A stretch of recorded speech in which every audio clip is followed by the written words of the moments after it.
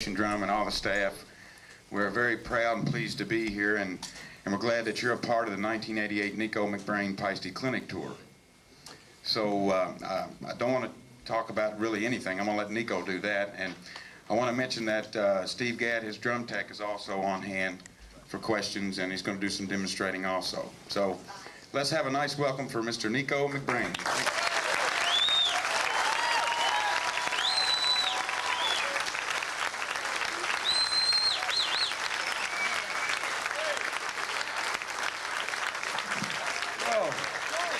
Hello. A fantastic sound system we got here, isn't it, eh? Shit. How are you? Well, I'll tell you what, man, this is a great honour for me to see so many people come down to see me tonight. I'll tell you, it's really, really something else. How many drummers we got in here?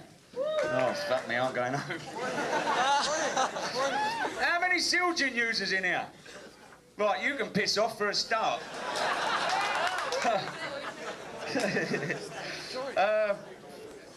Do you mind if I'm going to sit down on here? Don't mind, do you? No. Take the weight off my feet. First of all, before I get to play for you, I've got to mention a heartfelt thank you for Mr. Eric and Thomas Peisty, who, without their belief in me and what I do for the company, they wouldn't have been able to put this together. So I thought I'd like to say that first of all, and you know, I've said it now. I can go home. For those of you wondering, you might hear me saying something called blinking hell tonight. See, and there's an old English saying called blinking hell. See, well, I've left off the blink, and you can please yourself. Okay, got that straight? So I ain't swearing. All right. Right, okay, got that out of the way. That went down like a fart in a two-man submarine, didn't it? Right, moving along here. Well, you don't get no ideas down here, all right? And you? Have got any girl? Hello, girl. Did you come together? Yeah? I'd like to have seen that. Right, they make them good down in Florida, don't they? Right, moving over to this here drum kit. Before I play, over on this side of the drum set, I've got a set of 2002 mixture of mediums and crashes. One medium, one crash. There's a heavy crash there. Medium, I'll have to have a look because I've got no fucking idea what I got up here. No, I have. Mediums, crashes, etc. in the 2002 line. Right in the middle here is an old faithful heavy bell. That's a perler. Wow, man, you give a bit of clack to that. Woof. I usually use a black one on the last tour. Over here, we've got two sound creation cymbals. One's a... Oi! Now, look here. You're going to fucking start that. You can piss off now. Kid, treat. You see what he done? I ain't even fucking started. Right, where was I? Oh yeah, 22-inch bell ride cymbal. It's a perler, this one, I'll tell you. It's a serious bit of work. I mean, they made these these sound creation cymbals for jazz drummers, would you believe? But I kind of got turned on to this sound creation about 4.5 years ago, just after I joined the boys, and it's a serious piece of metal. This one right here is a 20-inch bright ride. I don't really use it very much. Can you all hear me, by the way? Yeah, good. Don't use it very much, but you know, it's there kind of for colour. He ain't coloured, but it's a good one, that. Now, here's a 3,000, I've got to get the numbers right here, you know. 3,000 Rude, 20-inch. I was using the standard Rude cymbal, which was more or less a 2002 bass metal. Who? What? Here. You having a... Is this a private conversation, or can we all get join in or something? Hey? Right. Over here is a 24-inch medium crash cymbal. That is a killer cymbal and all, I tell you. And down here at the back, I'll get one of them for you. That's all the playing I'm going to do tonight, by the way. That's a 22-inch China type, dark China they're called. That's a sound creation as well. So I thought I'd let you know what I'm playing for you right now. After which, we'll have a few little questions maybe. Anyone got any questions and all that? I might not have the answers, but I'll have a go. And after which, we'll talk about some other cymbals. So, shall I play something for you? Yeah! Okay, here I'll give you. Got any chewing gum? Anyone got any gum? Yeah. No, look, you just took that out of your mouth,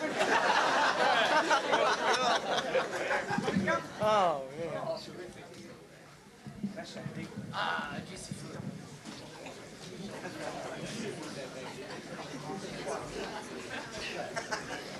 No wonder it's all bleeding gaffer taped up here, mate. Cop that. Thank you. Play Amazing Grace. I prefer to play her personally, as it happens. What, yeah, what you doing with that kin machine over there? I just wanted to listen and record some of your fine drumming. Oh, you did, yeah?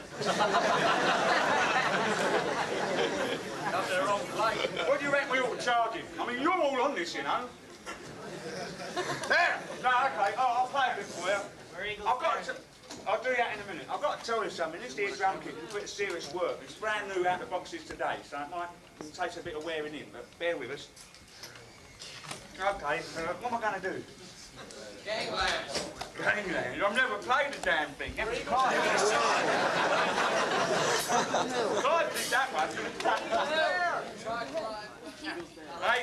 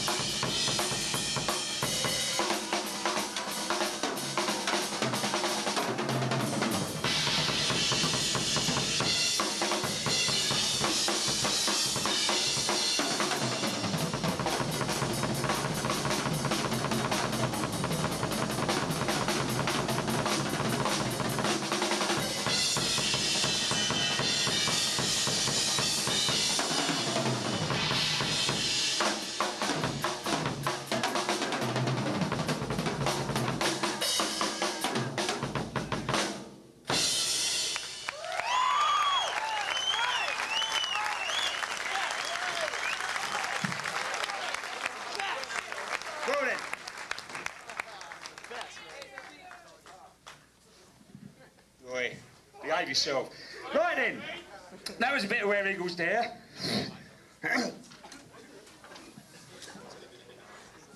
Every time I put my fucking water down somewhere, it moves. Anybody got any questions? Now look, relating to that sort of set of cymbals, see?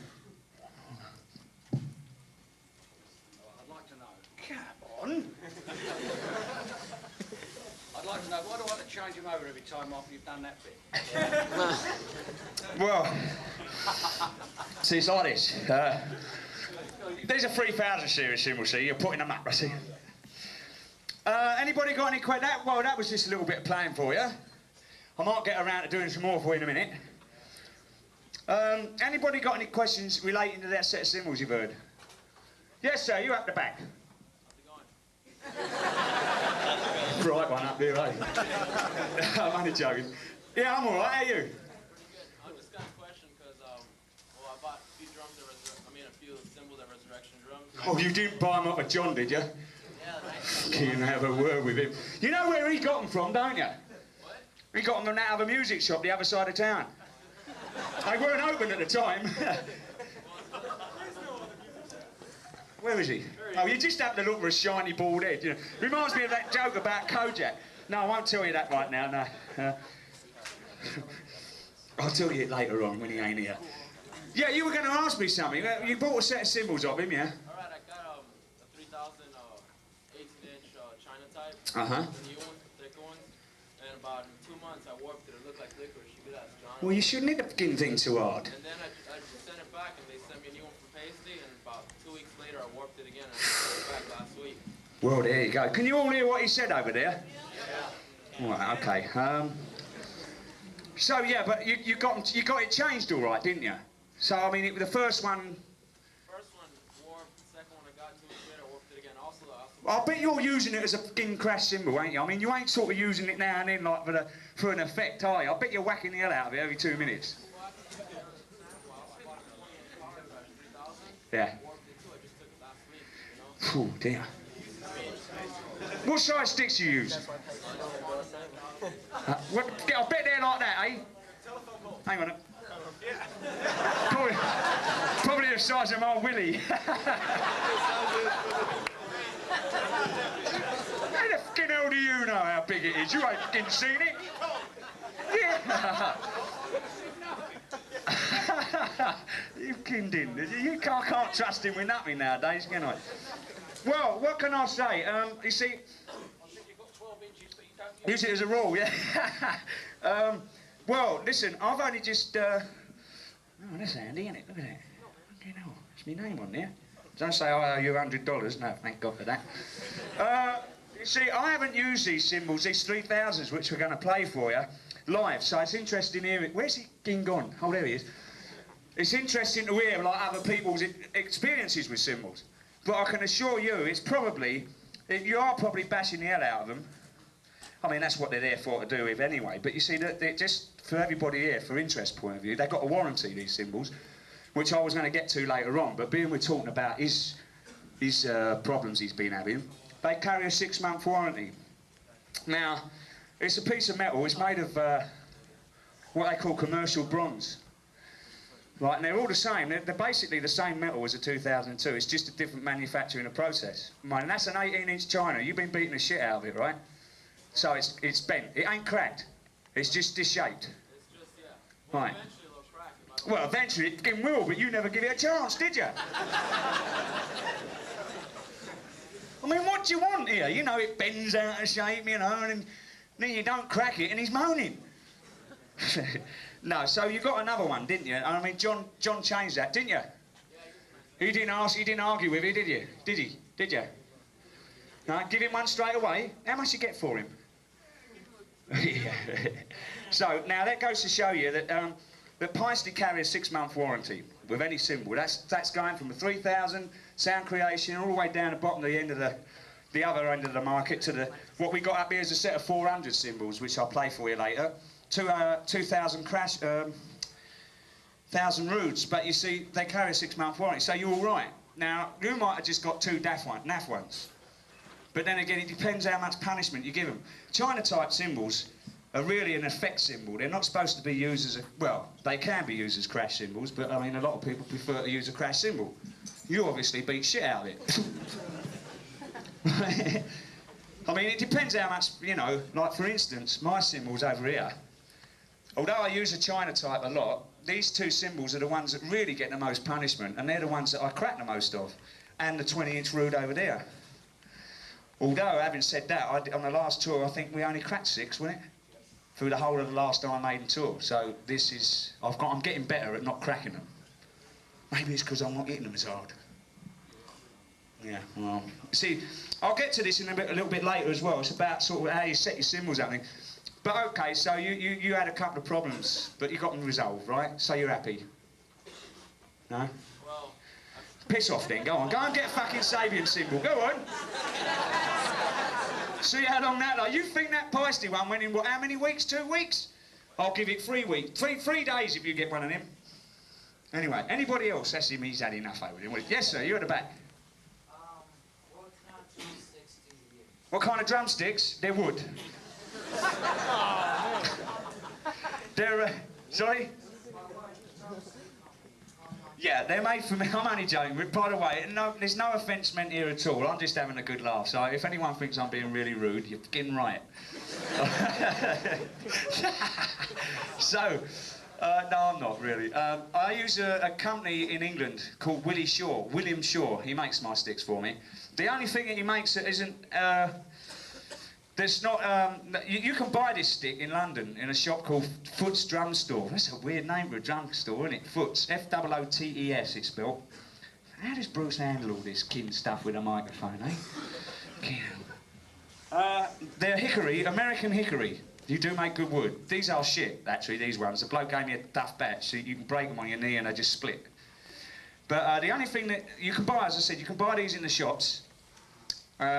He's put my name on them, which it cost me like $100 for a die. He stamps the damn thing with it, you know.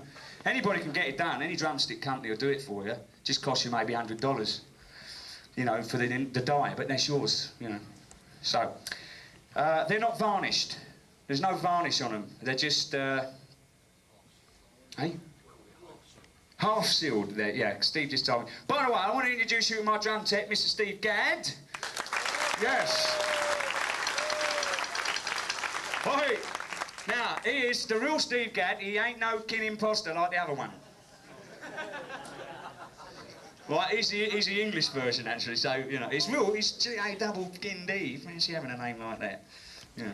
So, okay, that's the drums. Anybody got any more questions about cymbals right now, this 2002 series? Yes, sir? Why did Peisty discontinue the 2002 series? They ain't. Who told you that? A whole bunch of drum Oh, he's a kin liar. said that they discontinued them. No, they ain't discontinued them. They've discontinued the promotion on them, I guess. I mean, this is why we're here. We're here to talk about 3000 series. I mean, they still make them for me, and I'm sure they must make them for loads of other drummers, because a lot of drummers prefer 2002s. No, they haven't stopped making them. For everybody here, they ain't stopped making 2002s. So anyone tells you any different, tell them they're a fucking liar. Yes, sir?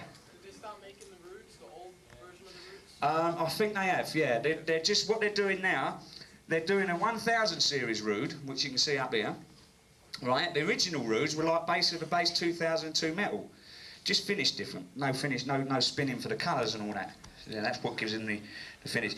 These 3000, they do a 3000 series rood now. Yeah, which is, so basically, they're really 2002's roods. But they don't make them. That's probably where you're getting it, maybe. That's probably what you might be confused with. Because I remember drum warehouses, they said, oh, these are the last ones that we have. And they said that they discontinued the whole series. No, if you're, the only thing I can suggest to you, if you're finding trouble, anybody else in here, has anybody else found any trouble holding on to 2002s, buying any, or anybody, no problems? No?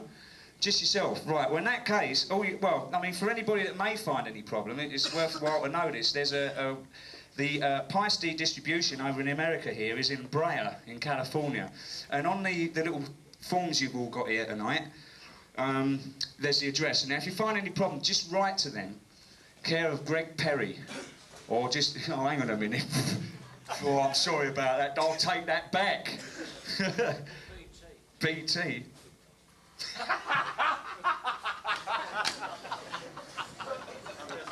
He keeps come out with a killer just now. BT. Right, that stands for Big Tosser. Great. Oh, no, we had a bit of problem with one or two people down there, but he's a lovely geezer, really. You can write to them, and they'll give you... Fucking hell! Oh! And they'll give you all the information, really. So, that's no problem. They make 2002s, they still do. Oh, while I'm on the question of addresses, you see this here T-shirt I've got on? Yeah. I love this, I've been at school. Right, you will not speak while I'm speaking. I'm out here though with one of the best right on the body. Now, oh yeah, I got a joke. I went to Disneyland the other day. See?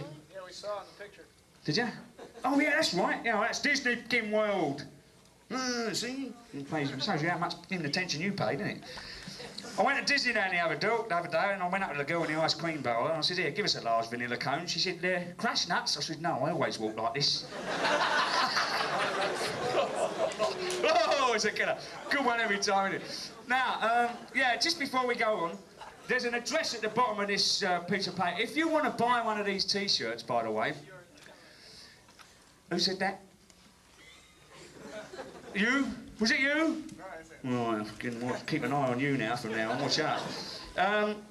You can, if you listen, I know some of you might come out and you ain't got a few bob in your pocket, but to leave this place, you've got to buy one of these shirts. I'll get to you in a minute. Hold on a minute. Listen to what I'm telling you, you might learn something. They're usually $12. You can have them tonight for 10. You know, I'll make a great salesman, wouldn't I? Would you buy a set of the wheels off of this bloke? No chance. So, if you ain't got the dot and dash in your pocket, you can do a mail order deal, care of Peisty. Just send them down a money order and they'll post one off for you if you want to buy one. I mean, they're not bad. They've got my name on. It's handy, isn't it? I'm real proud of that. And they've got the tour dates on the back. Look, I'm down here somewhere at the moment. Yeah. Oi. Now then, I'm going to get up here again in a minute and play some more for you on this set of 3000 series cymbals. Right up here. We only change this side because I like to keep the other side like it is. Because I'm weird. So, I want you to tell me what you think of them, because I haven't had a chance to use these cymbals with a band, so I'm only using them the first time on this clinic, first time with this here drum kit as well, and that one, which we'll get around to talking about in a bit. Any more questions? Oh yeah, you had a question up there. Have you ever experimented or messed around with color sound cymbals? Yeah, I used them on a Power Slave tour. They're actually on the Live After Death album, believe it or not, and there's a 22-inch power ride cymbal that sounds real big. You know, it's almost as good as that Bill ride, dare I say it. And I used a 20-inch ride up here as a crash cymbal, and that sounded pretty neat. What else did I have? I used a couple of different ones. Any 12-inch? No, nothing as small as that. On the Power Slave tour. I used 2 Chinas, I think. No, I used some colours. I did use some colours. Yeah, what ones were they? That was the 20-inch ride was a crash, and I had the... Oh, I had an 18 black crash cymbal. Yeah, that was a bitch too. Funny thing about them though, they kind of take the top end off. They're real quick. When they've got the paint on it, sort of don't let it ring out so much. You lose a bit of the frequency off the top end. Oh yeah, I used that 186 gigs that Ginn cymbal done, so they were rather confused as to how it didn't crack. So it sort of went back and made history at the Peisty factory as one of the cymbals that stood 180 gigs for a colour sound. So they're pretty good, aren't they? That must be a pretty good, what do you call it? Hey? What are you on about? It's you again? These two, they're cruising for a bruising down here, I'll tell you. Now then, anybody else with a question before we go on? Yes, sir? No, I don't polish them at all. Steve will sometimes wipe them with a dry rag, sort of a very slightly damp rag. Do you know how much they cost? No. No. The last two, these two over here, these 2 Sound Creation boys, by the way, are reflected finished, which you can buy now in the 3000 series. Are these reflectors, these ones? Yeah. These are reflectors, right. That's why they're nice and shiny. See? I'll get down to sort of wear, care and tear, or wear, tear and care of your cymbals later, and there's one way of handling your cymbals where you can keep, you just handle them like a record on the edge and you don't get finger marks underneath, that's when you want to clean them. And no, if you take care of them like that, you don't have to clean them. Anybody else before I play for you? What's in the cup? Come here, have a look. Come on. Yeah. No problem. Drink it. Water. Make vodka. Have a taste. What year is it? 72. Okay, no, that's pretty close. What's your name? Sean, Sean, hello, mate. how you doing? All right, want to have a go? Go on.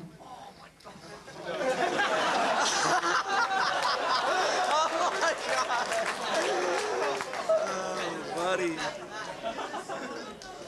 Hey, if you let him play, you gotta let us all play. You fucking watch out what you're doing with that snare drum and all, right? I don't play drums. No, damn it, it's the second one in a row of it. Oh, piss off, go on, get out. That sounded like Run to the Hills, didn't it? Not bad, man. You're a guitar player, aren't you? I've got a joke for you. This bloke goes into hospital, right? Shut up! This bloke goes into hospital, right? No! No, you shut a minute.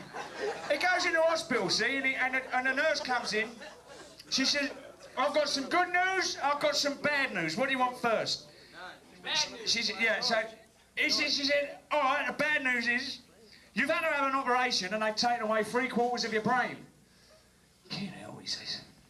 What's the good news? Well, we bought you a guitar. That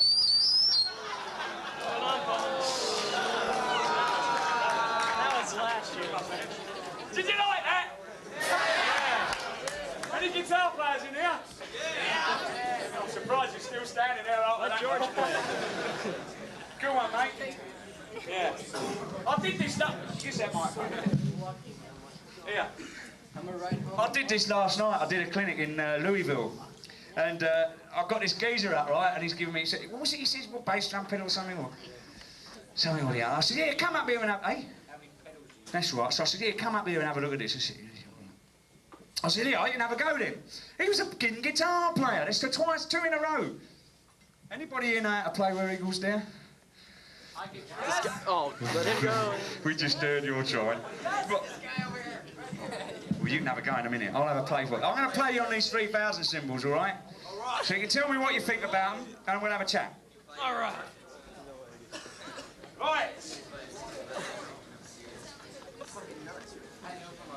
Right. Can't give any more away because I've only got a few for the rest of the tour. Yeah, you can have that one.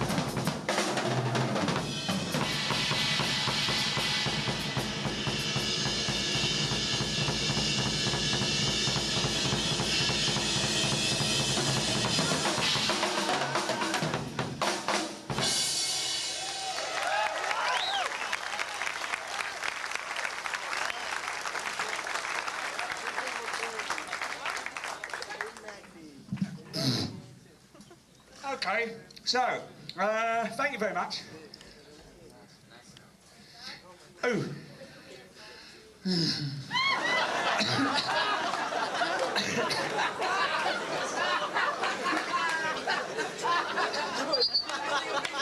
Give him Wi-Fi, yeah? Right, yes, sir. No, these 5 these 5 on this side, sir, are 3,000s.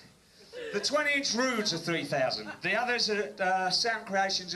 They don't do a 24-inch crash in a 3,000 series. Not yet, anyway. So, Basically just these 5 over here. 602 extra heavy hi-hats. I think I left them 2 out earlier on. Didn't I? Did I? That's what I said, did I? Any more questions? Yeah. This one here? That's a cymbal. Oh, it's so corny, isn't it? You got to laugh. It's a 22-inch Bell Ride. Here, I'll tell you something. You lot over here can see this pretty good, can't you? You guys over there are at a disadvantage, but can anyone tell me what's unique about those 2 cymbals? Black letters. Yeah, It should say Peisty on it.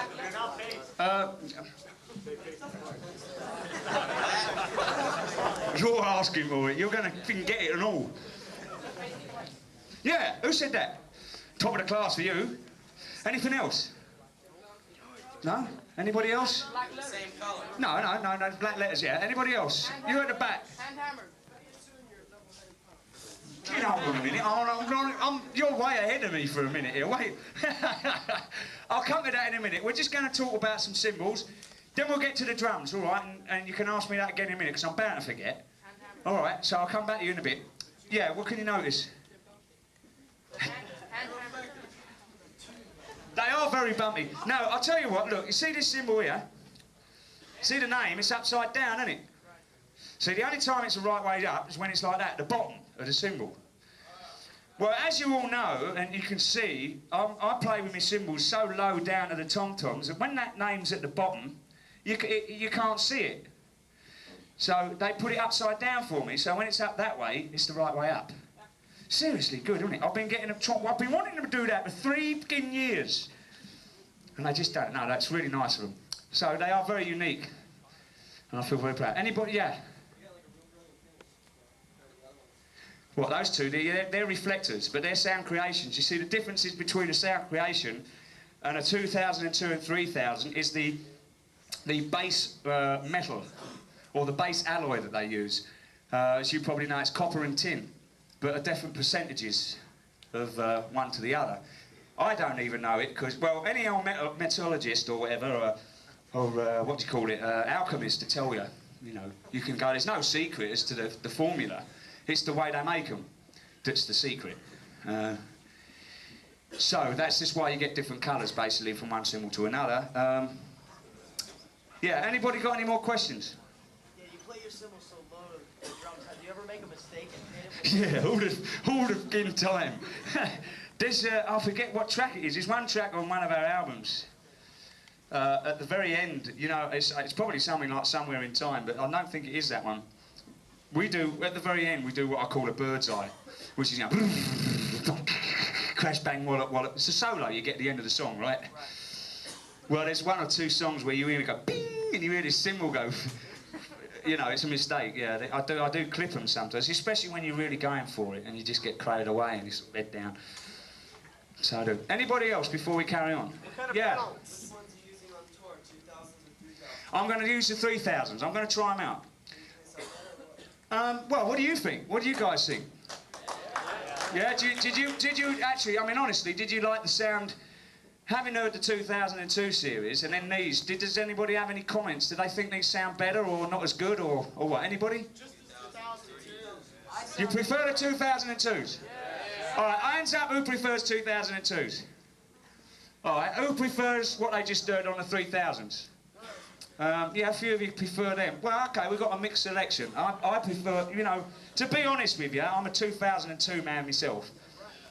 But, as I say, these 3000s, what I've heard of them, I like them. I haven't had a chance to work them with the band and the PA system and all. Shut your face down here. You know what, I'm going to stick my prick in your ear and fuck some sense into you in a minute.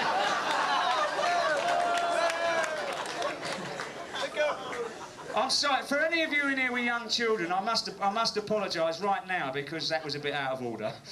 Okay? Oh man, I can get into serious trouble. This state they lock you away for that, don't they? I mean swearing. So, right, we've established that a few of you prefer the 3000s over the 2002. Sam, that's a yes, sir. Well, funny enough, a long while ago, I mean, I'm always changing with the times, you know, new things come out and I'll always give them a go. I used to use a 16 over here and an 18 and a set of rude hi-hat cymbals live on the Power Slave tour and the Peace of Mind tour. They're an excellent cymbal, but I changed over the few years that transpired between then and now, and I've gone over to these 602s. But yes, I did use a selection of Roods. I do like them, actually. They're brilliant for live work. Yeah. Yeah, I do find that they do tend, because they sound so hard and loud, you tend to hit them harder. I think that's what it really is. It's like these 3000s. They're going to get severely punished. Although they're a louder cymbal, you're going to hit them harder. People say that you're going to control it and not hit them as hard. You see what I'm saying? But it doesn't work that way. Yes, sir. Live After Death. No, I didn't use it. Did I use it? Oh, I did, didn't I? I used a Pearl as well. I used a Pearl free floating snare drum for some of that as well. But I did, yes, you're right. I did until the Somewhere in Time tour. I was using the Ludwig. I called it the Beast. It was my favourite drum. I bought it in 1973. Manny's Music in New York for $80. Fucking $80. 70, mind you, that's what, 15 years ago? Yeah, I did, you're very right, you're right. But on the last tour, I used a Black Panther Sonor. Is it true that you were Thunderstick Samson? No. Do me a fucking favour, will ya? Have you heard this guy play? It sucks. Yeah, doesn't he? He just thought I was him. No, not you. He said, was I Thundersticks from Samson? I hope not. No, I wasn't. No, no disrespect to him. He's an idiot, but... I mean, what other twat to go on stage with a wrestling mask on, you know? No wonder he played so fucking bad. Nobody didn't want anyone to know who it was. You know? Perler, isn't it? Any more? Yeah, yes, you. Why are your favorite drummers and why are your My favourite influences is Keith Moon and John Bonham. Yeah.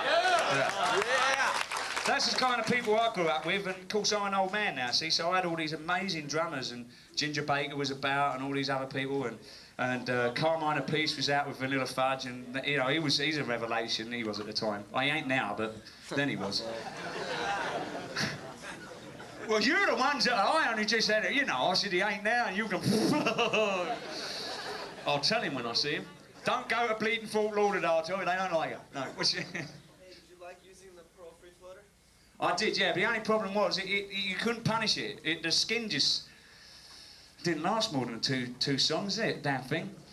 Yeah, it's just something about that drum, it moves, the skin, you know, the rim wasn't really, I don't know, I think it was something to do with the rims on it. Yeah, it was good, but I didn't use it all the time. Okay, I don't have questions about the cymbals, or that riff you just did.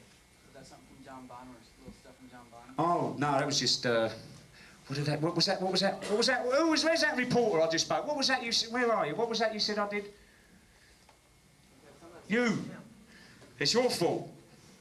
Going out, what's it, off the top of my head, what do you call that? Somebody said, she had a word for it, I can't remember what you said it was. Spontaneous.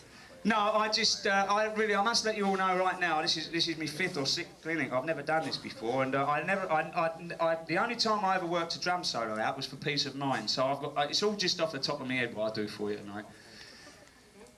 What's going on in Mission from Harry? Well, I'll tell you, Mission from Harry. We'll get to that a little later. I'm going to start talking a bit more about some drums and stuff, right? And play a bit for you.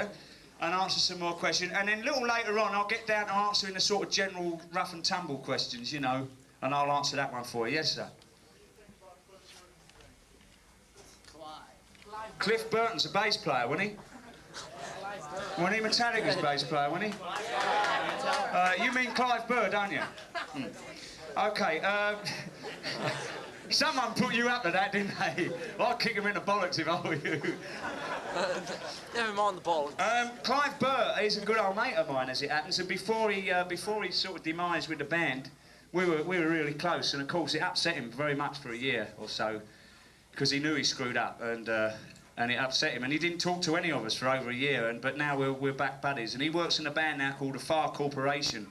The last I heard, which was about 5 or 6 months ago in London, I'll be over there in a minute, in London, in Germany.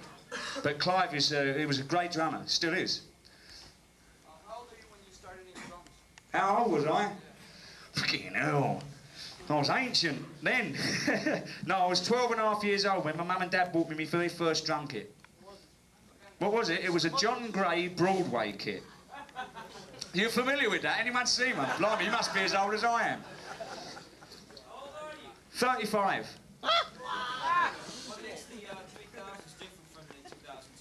Well, good question. I'm glad someone asked that because I was going to go home if they hadn't. No, it's basically the same material as one cymbal to the other. Damn, this king lead. What the difference is the actual workmanship involved. They're still, every cymbal that Peisty manufacture are hand-finished, handmade, basically. It passes through one man's hands, every damn cymbal. But I'll get to that later. Now, what the deal is with the 3000s, they're thicker cymbals. They're across the bead of the cymbal. There is different thicknesses relating to the 2002s. They're slightly thinner. They're a bit brighter, the two. These are louder because they're thicker. Hang on a minute. So how many conversations going on in here? Right, now, so they cost a little, just a tad more than a 2000 series because of this. The actual work, man-hours that go into making one of these cymbals, there's quite a lot more work involved. I.e. in the hammering technique that they use, which gives the cymbal this distinct sound. It makes it, the beating of the cymbal is pretty much, and the thickness obviously, but the beating is the technique that gives the cymbal its speed of decay, etc. So there is a lot more work gone into a 3000 series cymbal. Basically that's it. It's the same kind of commercial bronze that they use as a 2002. Same formula, perhaps. Is that all clear? Everybody get that? Yeah? Yeah, what kind of pedal are you using? Ludwig speaking. Yeah. Want to come and have a look at it? Sure. Come on in. All right. Go on in, have a go. Sure, man. See if it works. Get up there. I'm going to sit down. You mind? You're a speeder. Speedy. Well, yeah, that's why they called it speaking. Go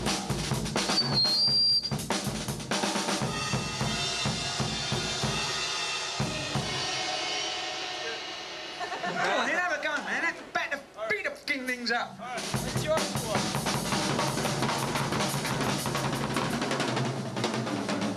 Why is it all drummers are fucking mad? What's your name, man? Jason. Jason. How about a round of applause for Jason? Cheers, man. Yeah. Okay, let's move on now. Oh, I didn't tell. Did I tell you about this old? I did, didn't I? I told you it's a 13 heavy bell, serious bit of metal. Hey, it's a 602 formula. It's called a 13-inch heavy bell. So I tell you, that little cymbal there, this one probably weighs as much as that 22-inch bell ride, and that's a serious piece of weight. I've got another one for you. Being you're asking all the questions and that, I'll give you one, all right? If the answer to the question, I'll give you a kick in the goolies, you won't forget. I guess you went on it and you won it, didn't you? Huh? You went on Jeopardy and won it, didn't you? Huh? They're having that Team Jeopardy next week. Shall we send him up for it? Yeah. Yeah. Right, now, if the answer to the question is my cock Robin, that's the answer to the question. What's the question? Hey? Hey? What did you say? You said something, you're laughing. Right, if the answer to the question is my cock Robin, what's the question? No, what's that in my arse, Batman? That's a good one, isn't it? You think of them little birds, you know, cock Robin. Right, okay, now we're going to move on from cymbals and stuff. I guess everybody kind of got anything else? Well, they didn't ask me anything you like after a wee while. If you've got something relating to the cymbals, you can ask me then. Any more cymbal questions or anything, yeah? When's the new album coming out? Kenhill, you're always one of them, isn't it? Well, I'll tell you that right now, but we'll get to the Iron Maiden questions and that later at the end of the clinic, can we? So, it's going to come out at the end of April. Right? Well, I don't know, and if I did, I fucking wouldn't tell you. Yeah. So I'm not. Don't get pissed off with me, man. I mean, I'm happy. I'm trying to save my life. Yeah. What do you want? polish it one day, and I like, totally screwed up the finish. Oh, yeah, you would. But how did you polish it? With bleeding wire wool? Well, I screwed it up. I did a lot of filthy stuff and got like really dirty. Is there anything I can like send it back and finish restored? Not really. No, I don't think you can see. They'd have to send it back to Switzerland. It'd probably cost you a lot of money. The only thing I can suggest to you is to... a little point he asked down here about he screwed up the cymbal. He tried to clean it. It was probably borax or something, right? Bleach. Boric acid. No, I'm not trying to make you look... he told you. Well, of course he would. He wants you to go and buy a brand new cymbal off him, don't you? Because you screwed it up. He'll tell you to piss on it. He will. He told me. He says, you know what I tell these kids? He said, I'll tell them to get a bit of wire wool and wire up their cymbals, you know. He said, then I have to come back and buy another one. No, he don't really. I love him a bit. He's great.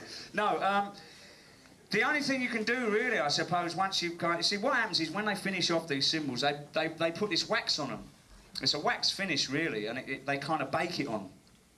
And it's very difficult to remove. But as these 2000, as with any cymbal gets older, it gets duller, the colour and the shine wears off. There's not really much you can do about cleaning them to keep them shiny. You can prolong the shine on them, and you know, as I said, as Steve takes care of them, he puts a damp cloth over them. Now you've gone further than that, and you've got a dark, dirty old cymbal. There's not really much you can do about it. The only thing I can suggest is you buy the Peisty cymbal cleaner and try... Oi, you're a bleeding guitar player. You shut your balls up. I'm telling him he's a drummer, all right? So what does he know anyway? Bloody guitar players, I shit them. I mean, what would we be? What would they be without drummers, eh? Huh? They'd be one-man king bands, wouldn't they? Now, how many one-man bands you see with just a guitar player, right? I mean, they got a drum and a cymbal on the back, right? What's he doing here anyway? He come up, he did have a go on the drum, so he's got to be all right, eh? Yeah, right. So, to answer your question, the only thing I think you could do is try the Peisty cymbal cleaner, because that... Eh? What's that? Starting a fire, mate. Starting a fire?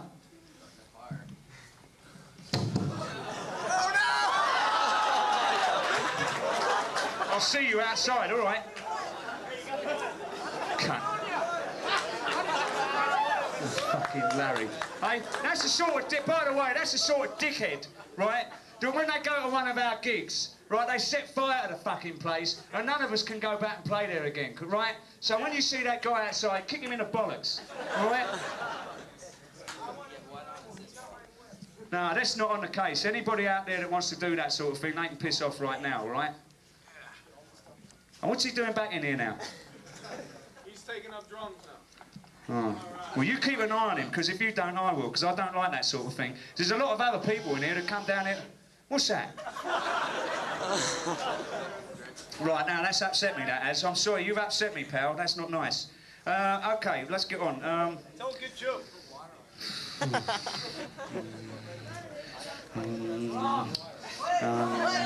All right, here's one more. This bloke, right, he goes out with this girl. And he takes her up Lover's Leap, right, and he gets in the motor, and they're at the front of the car, and all the windows are steamed up. And he's sitting in the front, he says, all right, Lil. He says, hop in the back. She says, no. He says, why? She said, well, I want to sit up front here with you. He says, you silly cow, I'm going to get in the back with you. Go on, hop over the seat. So she gets in the back of the car, and he sits there, and he's got Black next to her, and he's sitting there. OK then, Lil, how about a, you know, what? She says, what? He says, you know, how's your father? She says, I'm a good girl, I don't do that sort of thing. She says, you don't. She says, right, I don't. She says, my mum told me not to do that sort of thing. He said, oh, OK. She said, how about a J. Arthur? She said, a what? He said, a J. Arthur rank. She says, is that what I think it is? He says, yeah, you're right. She says, I've never done that either. Does any of you ain't no sure what rhymes with rank? Right, OK, so you got the drift. So, I don't want to swear, see, I'll get docked $5 every time I swear at these clinics. I'll tell you, they do. They dock me the money. So I'm going to be broke tonight. Anyway, so he's sitting there and he says, all right, I've never done that sort of thing. That's a jodrell bank, right? You've got the drift, haven't you? Mm. So she's sitting there and she says, oh, I'll have a go. So he said, well, what hand are you? You left or right-handed? She said, well, I'm right-handed. He went, oh, OK. So he's sitting on the right of her and he drops his pants, drops his underdrawers down to his ankles. He says, right, with your left hand, put your hand in between me. I can't do this. Put your hand between my legs. Right like that. So she puts her hand right up here. And he's gone, phew, phew, can't help. He says, now, wiggle your fingers like that. So she's gone, and he's gone, phew, can't. Got a large stiff and stout, a big large pulsing on, right? This is a drum clinic, right? So, great, sod the drumming. So, he said, what do I do next? He said, well, get hold of your right hand and grab hold of me boy. She says, how? He says, well, you know when you shake a bottle of tomato ketchup? She says, yeah, do that. So she goes...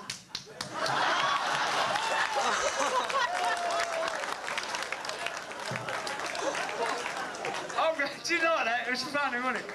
Killer. I was out the other day, I went driving down, I was on the way here. I come out the hotel with John, we're going down the road, in police car, all the fucking lights. I thought, here, it's bleeding Dave Lights back, you know.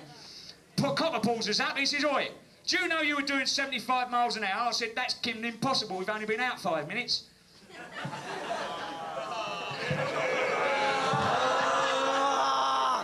Right, I'm going to play some more for you, right? And, all right, and I'm going to just play and dick around, as I usually do. I'm going to get Geezer Gad up. We're going to play a little bit of something for her, and I'm just going to bash shit out of anything that I find. So, you lot better watch out down front. So, I'll get to it.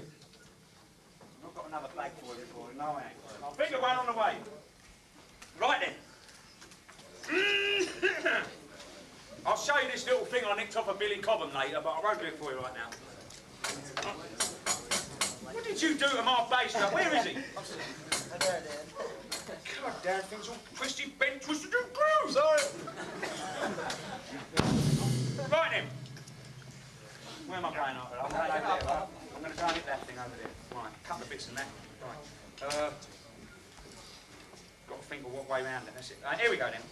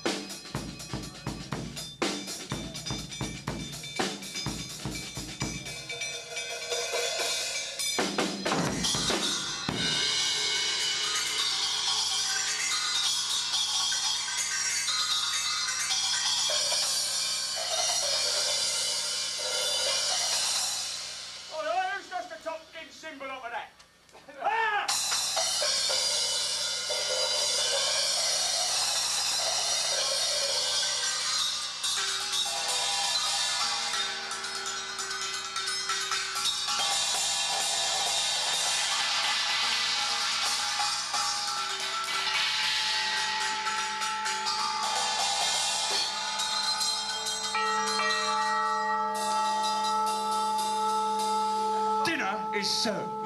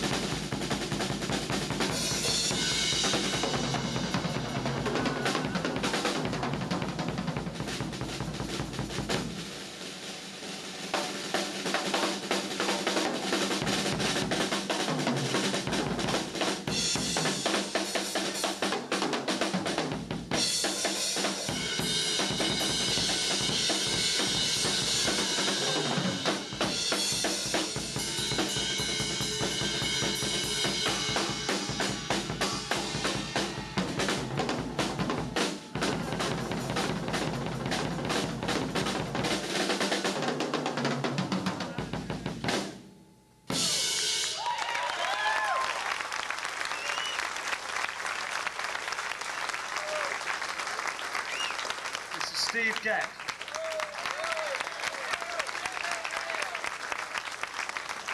Well, that's enough. It's enough of that. I'll survive that then.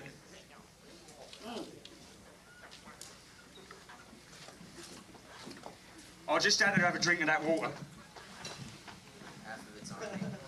Okay, what we just did was make a load of noise. Good fun that is, I'll tell you. Ain't that percussion rack something else? Did you like that? Yeah. Yeah, it's a pretty serious set. I mean, I like the old pizza cutter here. It's a perler, isn't it? It's great.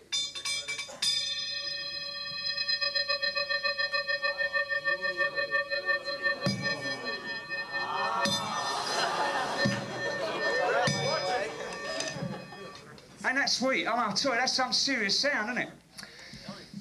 What do you think then? Do you like that? 2,000... Oh, no. Uh-oh. Well, definitely ain't getting no money but like that. $2,000 list price for something like that. We just banged it in here so we sort of get from one kit to the other and entertain you on the way, sort of thing. I just enjoy bashing the shit out of that thing as well. It's really fun. Now, what you heard there, as you're obviously aware, was this drum kit. I played first. Steve played the Performer Series Sonar over here. This is the bottom line that you can buy. This is the top line you can buy from Sonar. I'll talk a little bit about them in a minute. Via the old percussion rack, which I've told you about. You've heard it for yourselves. You know pretty much what's going on over there. Before I go on to some questions, just a word about these drums here. and the cymbals. You've heard the cymbal set up in this one over here. Over here, as I said earlier, is a performer Sonar series. 1,000 roots, and those 4 out. How about those hi-hats? What do you think about those sounds over here? I didn't really play a great deal on it, but what did you think of the sounds? Real good. Did you like it? I mean, now this is the lower end of the market stuff here we're talking about, you know. Yeah, I'll get on to them in a minute. That's the size drum kit I had when I first started, but I bought a George Hayman drum kit, my very first drum kit I actually bought for myself. And if I had to go over it all again, and believe me, I wouldn't change a seat. So the only day I'd change was working with Pat Travers. Yeah. No, I would change working with him. He's a fucking arsehole. Yeah, really. Don't care about you lot if you like him. That's up to you. That's your problem. But anyway, enough said about him, because even if he was on fire walking down the street, I wouldn't even fucking piss on him. Stole my fucking drum kit. He fucking stole it. That ain't no word of a lie either, that bastard. I'll never fucking forgive him for that. Only person in the whole of my career, which is spanning nearly 14, 15 years professional now, right? I'll never speak to him ever again. So, now you all know. Now, this drum kit here, I would buy it if I was starting off again. Look at that, look at the fucking state I'm getting myself in here. This drum kit here is a 6-ply birchwood, sorry, I'll say that again, it's a beechwood. This is a birch, this is a 12-ply birch shell, 6mm thick, that's why they call it a Sonar Light. But a word about this first, and I'll get on to these, because these ones don't really want to know about, but yes, you sure you do. So, this drum kit here is a 6-ply beech shell. Now, they do another series, which is called an international kit. Well, forget it, all right? Because these are made in Taiwan. The only thing about them that are Sonar are the nut boxes, and maybe 1 or 2 little fittings. They're a real cheapo kit. Not worth it. Right, now, if you were going to start off and you want to kit something like this would retail you, a list value rather, as an approved Sonar dealer, for about $19.95. That's as you see it. Less cymbals, right? Now, yeah, you get stands. You just got to buy your own cymbals. That's an 8-lug Panther snare drum, whereas the most sort of professional snare drums are 10 lugs. I'll get onto my bronze shell drum in a minute. That's 12, and we'll talk about that in a sec. Now, these are 400 series hi-hats, which I suppose if you went in to see John, he'd sell them to you somewhere around the figure of maybe 140 bucks, something like that. But as you're here tonight and he's in a generous mood, he might give them away. He just grew hair. He's sprouted so no one can recognise him, right? No, they're really, all these cymbals up here, around, I can't really be precise because I only found out about this tonight. I've been talking about them and I never really knew how much they were charging for them. But I mean, Johnny does really good deals, I know. Resurrection Drum Company, fantastic, so you can't go wrong there. But these are about between $130 and $150, 160 max. That's a 20-inch and an 18-inch 1,000. So, say for around 2,400, you'd have a serious little drum kit. That comes with a Sonar pedal. It doesn't come with a Ludwig. But these drums, I mean, I would thoroughly recommend anybody who wants to get older. Anybody in here thinking about buying drums and starting off? Or you've all got kit? Yeah, you over there. Well, see the old man when you go home. Right, and go, Dad, I'll clean the car for the rest of my fucking life. Buy one of them. No, they're really good drums. What did you think of the sound? Did you like, I mean, they're not mic'd up in here or anything. What did you think of them? Excellent. Yeah? It's a good sound, ain't it? Especially the snare drum. You can't go wrong with that. Professional drum kit, do anything you like. They stand up for years. Sonar hardware, you know. You can't beat it. You again. What size feet have you got? 9.5. Okay, I thought so. Right, we've got over here a Signature Light series, which is a brand new line of drums that they're introducing to the States. They've been manufacturing them now for about a year in Germany. These are what they call an Impala lacquer finish. And I'll have you know, this lacquer finish is the Mercedes-Benz paint. Now, I ain't kidding you. Sonar done a deal with them. They got all this paint off them, and it's what they spray them with. So you've got the Mercedes-Benz of drums there. In fact, that very colour is Mr. Horst Link, who's put his signature. This is why they're called the Signature Series, in case anybody didn't know. Mr. Horst Link is the president of the company, and he designed this drum kit. So he put his signature This is why they're called a signature series on each of the drums. You won't find them on any other Sonor drum kit but the signature series. Fucking obvious, isn't it? So, right, moving round here at the back, I've got a Sonor HLD 590 series snare drum. Do you want the good news or the bad news? Well, the bad news is the drums cost $10,000. I ain't kidding. They're really. I'll tell you, they're 6-ply birch wood, right? And they're very thin, and they've got a bubinga finish in the shell. Yeah, they're reversible too, right? Yeah, very funny. Give that man a biscuit. Yeah, that's great. Actually, that's not a bad idea. Somebody ought to do that, make a reversible fucking drum. What's going on over there? You know, mother's meeting. Right. Now, the snare drum, you can buy it. Now, this drum, have you all had a sort of fair look at this? I ain't going to hold it up, because I've got a single hernia from trying to lift this bastard thing up. I ain't going for a double, right? This is a solid bronze shelled snare drum. It's an 8-inch deep, solid bronze shell. It's 12 lugs, pressed rims. It's a serious drum. I mean, it's really more for, a serious jazz drummer would love this drum. I mean, I'm not really sure, to be very honest, whether I like it or it's going to suit the band, because I can't get a lot of depth out of it because it's so deep, and it is heavy metal, but it is literally heavy metal. It doesn't really, I'm not sure about it. But they presented me with this drum for my outstanding dedication to the drum company, which I'm very proud of. But you can buy one of those from, again, your approved Sonor dealer for $2,000. You can buy 2 if you like.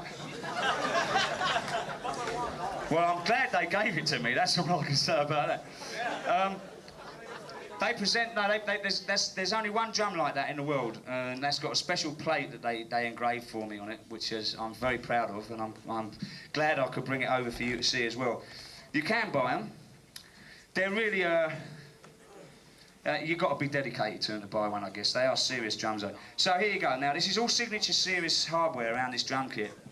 The drums at that price are just the drums and a couple of stands. You wouldn't be able to buy all these stands with it, I don't think. They come extra, because I use a lot, as you can tell. There's like 10 cymbal stands plus. Yeah, 10.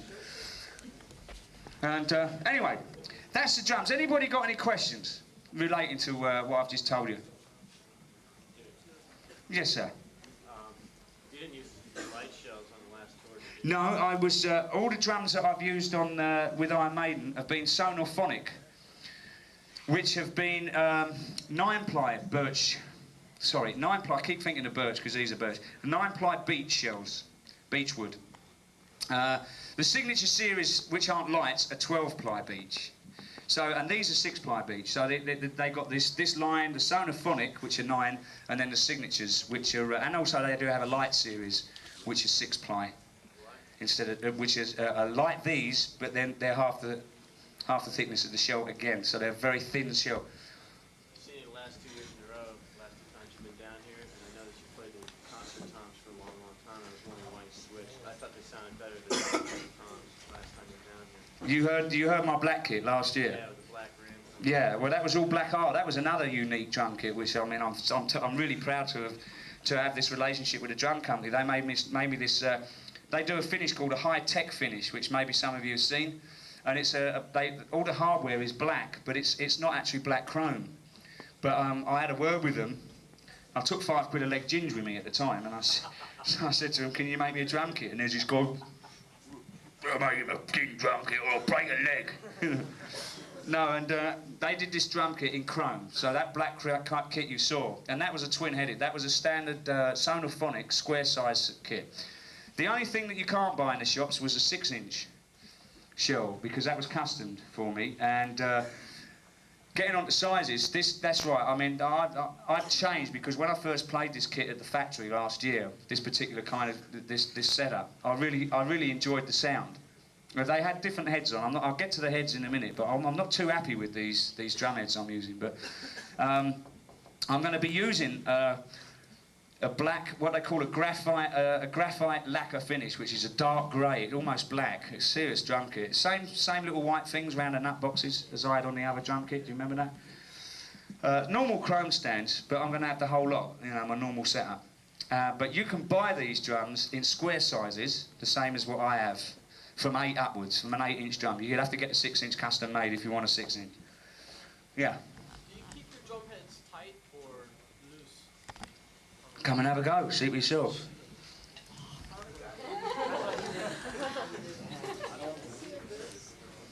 Right, what's your name? Derek. Derek's going to play for us. Yo!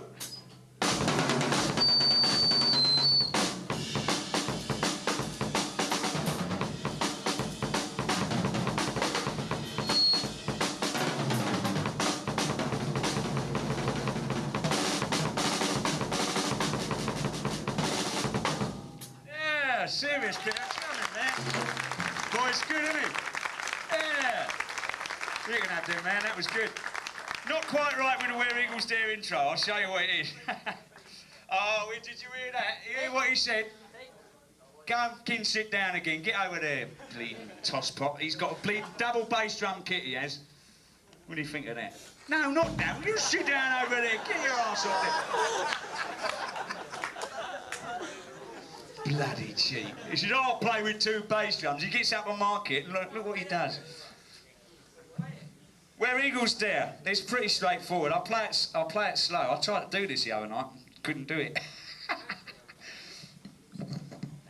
Look at this. Radio Shack, So basically, I don't know, for you boffins out there who read dots, I guess it's a little flam. So it's like... That's all it is. do it faster. It's nothing more... Wow, that snare's ringing a bit, isn't it? So there you go. Does anybody want to try it?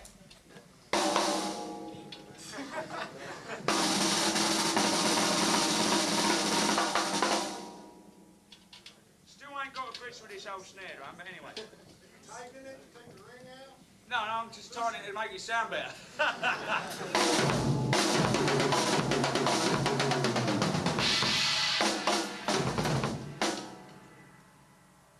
Oh, there you go, I've got my microphone back now.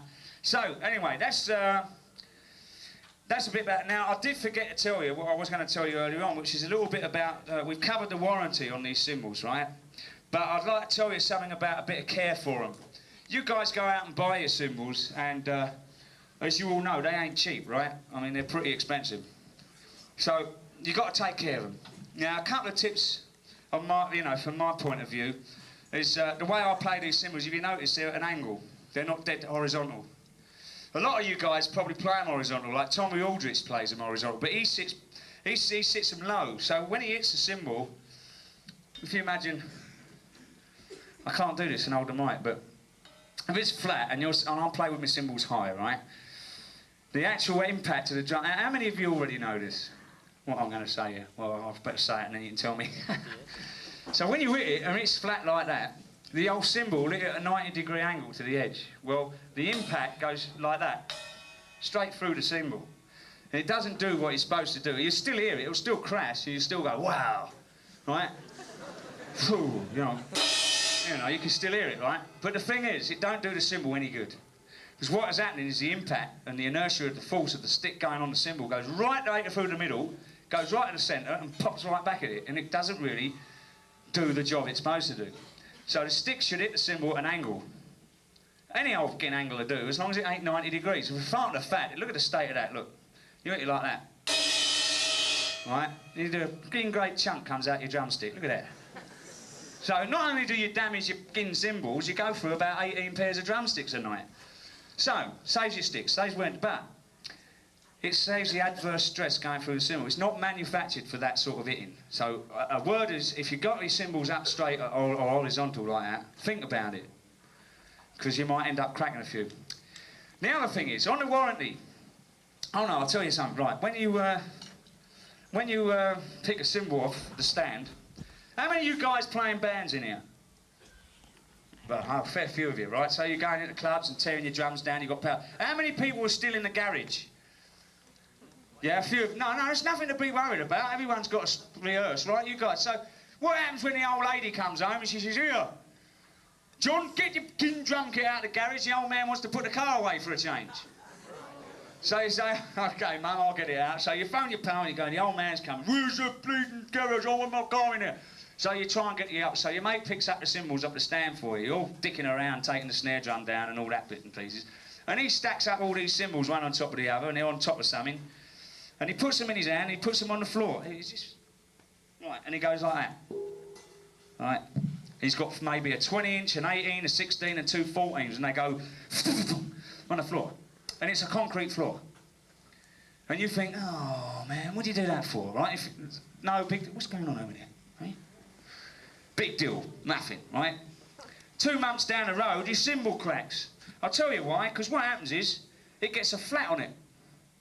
Not maybe very big, I mean, it don't have to be dropped eyes, right? If it's a hard concrete floor, you can flatten your cymbal and it may be crack. It might not all the time, but it does happen.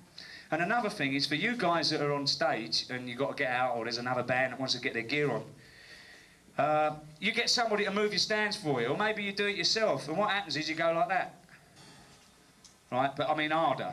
You know, somebody picks 2 stands, like this.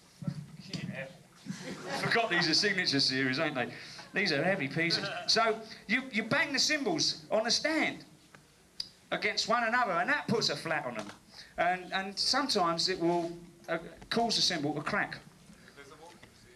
You can. What you do is, the way you do it is you just run your finger around the edge of the cymbal. It's like if you're playing and you want to know where your cymbal's cracked. You think, yeah, there's something wrong with that. Just turn it, and you put your finger and you feel a click. Well, that can happen, and it can set a flat up. You know, I mean, it's very easy to do on the very extreme edge of the cymbal, so you really have to take care. And also, when you pack them, Rob, where's the what I asked you for last night? He's fired. That's all I can say. He's fired.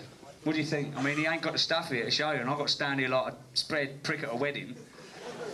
Well, I'll tell you what they are. When you guys have cymbal cases and all that, you got all the cases for your gear? No. Well, you've got to be extra special careful then, right?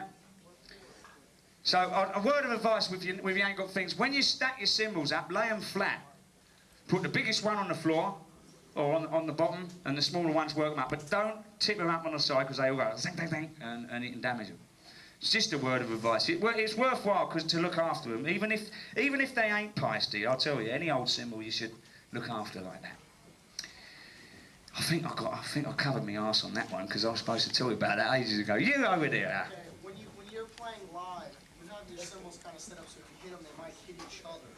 Ah, good point. Well, like that. Yeah. Now, that is, you see, the problem there is I play with these 3 main cymbals high, and these 2, this one's a bit low. But the thing is, when you're actually playing with a cymbal, you won't damage them when they rub one another like this. Because if you did that, you'd be going through hi-hats every 2 gigs, right? I mean, you know, no problem. The only problem when you can, obviously, if this was right up here, real close, and every time I crashed the damn thing, I mean, it did this all the time, they rubbed. It would then start to mark the cymbal, it would wear, and then maybe it would eventually crack. Because it's always the same way. How many people have seen cymbals, how many of you guys use stands that don't have plastic tops on to protect the cymbals? You do. Well, that's news, that's bad news. Because you're going to get what they call a keyhole in the cymbal. Yeah. Right, now, say you bought a brand new cymbal tomorrow and you went out and played for 3 months and you got a keyhole in it and it cracked. Or it fell off the bell, or maybe, and you mustn't have this, your crash cymbals have got to be free to ride, okay? Your ride cymbals, see this one? There's hardly any movement on that, right? The ride cymbals are all right, because you don't crash them. You're not supposed to, I sometimes do, but you don't crash ride cymbals. You ride, that's what the damn cymbal's for, right? So, you behave yourself and listen to you. You're not supposed to anyway, some people do. But if you want to use a ride cymbal for a crash, use it. If it's a rude, then you can get away with it. But if you have it too tight like that and you crash the damn thing, it's sooner or later going to crack on you. If it's loose, you can hit them. Yeah, because then the cymbal's doing its work. It's, you know, like this is a crash ride, and I actually was riding it and crashing it. So it had a lot of movement. But if you have it too tight, what happens is it flattens the bell, puts an adverse stress in the cymbal, and sooner or later it'll pop on you. It'll either come off the bell or it'll crack in multiple places. So there's quite a few things I covered on that, but you don't have them tight. So to answer your question, when they're rubbing, there's not a lot of damage going on, and sometimes they don't actually quite hit one another. Usually they do when you hit double-handed, you know, two at the same time, you know, and the old bird's eyes and all that sort of thing. So, oh yeah, here he is. They fucking weird, these people. Drum people, their talk's weird. They call this a fucking donut. Don't even look like a fucking donut, does it? Eh? I mean, it looks like a hat. I mean, you know, these girls, they could go around and wear this fucking thing with a flower in it, you know, and get away with it. Well, they call that a donut. Now, if you've got a case, it's jam. I'll lick your lollipop. There's a... these are just like mats, I suppose. And what they do is you put one on top, you put your first cymbal in the case, put that on top, and what that does, it protects the cymbal, like what I was saying to you. If sooner or later it would mark it. Now, cymbals in transit, with them all being lifted out the truck and all this business, they tend to shake and the bells rub on the underneath of the cymbal that's on top of it, etc. And it marks the cymbals, and it can wear and tear your cymbal and not make it very well. So they're worth. I don't know, how much do these things cost? Or do you, $5? Well, I'll tell you what, it's money well spent if you want to look after your cymbals. But first of all, you need a case. You've got to have a case for your cymbals, or you've got no chance, because they're sooner or later going to get dinged and pranged, and somebody's going to drop one. And another thing, if you stand on one, it'll pop inside out, and Peisty will not exchange cymbals that have been abused. Just a word to let you know on the warranty, okay? Anybody got any more questions? What's time? Okay, we're going to sort of wind up here shortly, and yeah, anybody got any questions? Anything you like now, I guess? Yeah. Any tips for live playing? Oh yeah, I suppose I should talk about that, yeah. Tips for live playing. Well, yeah, you've got to be able to hear the band. That's main, well, for me, I mean, you've got to be able to hear the bass player. It's most important in your band. I mean, a lot of you guys playing in clubs, and I'm sure you experience the problem of not having enough monitor foldback and you play too loud. Yeah, it happens. But always try and hear your bass player. Forget the singer, you don't need to hear him. Maybe a little nat's a guitar. So if you've got the privilege of being able to have a monitor, don't flood your drum kit through it. All right? I know it's all very nice to hear your own drum kit and that, but don't put too much of your drumming, because you ain't going to hear anything else. And you've got to be able to hear the rest of the guys. I usually have in my monitor system, I just have a bit of snare drum and kick. Okay? Because the tom-toms and the drum kit is loud enough behind it, really. So I just have the snare and bass drum. Steve Harris, obviously. I have him the loudest. Yeah. Super Fingers Harry. I mean, this guy plays so fast, it's unbelievable, isn't it? And I have a bit of the guitars, but only a nats. Usually I just have me and Steve. And I don't give a damn about Bruce. He can go off wallowing about what he likes. So I usually says, well, hello, Nick. I'm dicking around with a drum kit, and he's talking to me, you know. And Geezer's gone, what? Bruce is talking to you. What do you want? Understand? What do you want? Leave me alone. You know, he's all right. No, but it's very important to hear the bass player, primarily, and a little bit of yourself. But some people I know just tend to flood the bass drum and the tom-toms and cymbals and everything, forget the rest. Yes? Yeah. The other one over here. Well, you can have one. I can only give one away, right? I'll tell you now. This geezer who makes these drumsticks in London for me, he said he sent us 200. He's a fucking liar. He sent me 100 pairs, right? And I've got like, how many clinics left? Another 14? I've got another 13 shows and I've only got like, how many pairs left? I've got 4 pairs left per gig, see? So I can't really go, I've already given up too many away now. So, does that answer your question, right? Yeah, I guess. How do I muffle it? Just, well, not, again, I had some gaffer tape on the top of that head. There's a couple of strips on this one. All it is it just takes the top ring out. So it's a little bit of gaffer tape. It's pretty flat, isn't it? Usually what I do is I tune it up like I like to hear it, and then I just put 2 pieces of tape on in a V, and they're about ½ an inch wide. If you want to care, have a look at that. It'll give it words about 1 inch wide, and it just takes the top ring out the snare. That's the same as I do in the studio, and I find that adequate. Don't need to put dasters and things on them. Yeah, at the back. On the average, how much do you make a tour? What the fucking hell's that to you? More than you think. I make about $25 a gig. 25,000. A minute. Yeah, I'll have fun with you. You ain't going to ask a stupid question like that, are you? No. I was going to ask you something like on 2 Minutes to Midnight, that song, right? Yeah. Okay, at the end of the second solo, there's a China riff that you do, and you actually use that as the ride, basically. And I was wondering if you could demonstrate anything like that, something with that you'd use with the China, like that. Blimey, I'll have to get round now. Let me think about it.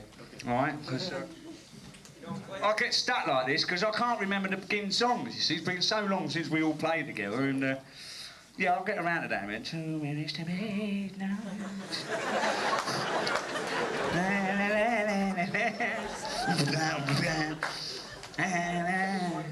Hey? Oh, okay, I'll get round to that in a minute. I'll get round to that in a minute, all right? Well, you can all remind me about it when I come to it. You, sir.